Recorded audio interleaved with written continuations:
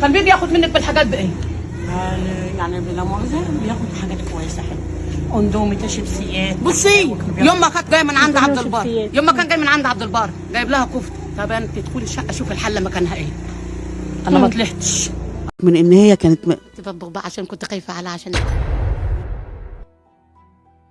انت اللي غاسله السجاجيد، انت اللي كنت غاسله انهمش كنا حاطينهم بس ننفضهم. يعني هي اللي كانت غاسلاهم، يعني كانت بتعمل اللي عليها ورغم ان هي حامل وبتشتغل في البيت وبتتعب. هو كان بيسيب لها كل اسبوع 200 جنيه. كل اسبوع؟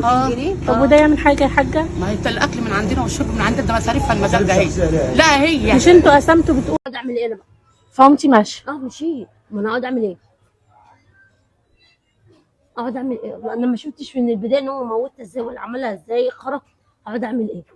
وانتوا ما انتوا يعني لما سمعتوا صوت فوق انتوا ليه ما جريتوش عليها لا جنين تشوفوا؟ وطلعنا قبل. بس كان خلص عليها. لا هي كانت فالسه فيها النفس.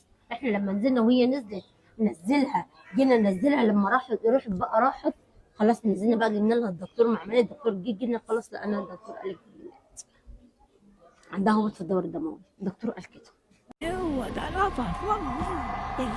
طب اللي كان تحت عينيها وحماتها قالت لسع من الفطير، هل ده حقيقي؟ لا يا ابني ده انا اللي عامله الفطير بدل والنازله واخداه. اللي عامله الفطير لوحدها. ايوه انا اللي عامله وهي نازله. ما شفتش يا ابني اللي تحت عينيه نازله واخده الفطير مني جاهز. ليه؟ ما كانش بيقبل لي. ليه؟ كان بيجي له صرع في دماغه. اتخانق ده كسر، بصي بهدل امه كذا مره. الف سلامه الف سلامه والله. ايوه معاك. بهدل امه وبهدل ابوه واخوه ده بهدله كذا مره. صراحه ربنا تنقاه، فكان فاتح دماغ ابوه ده.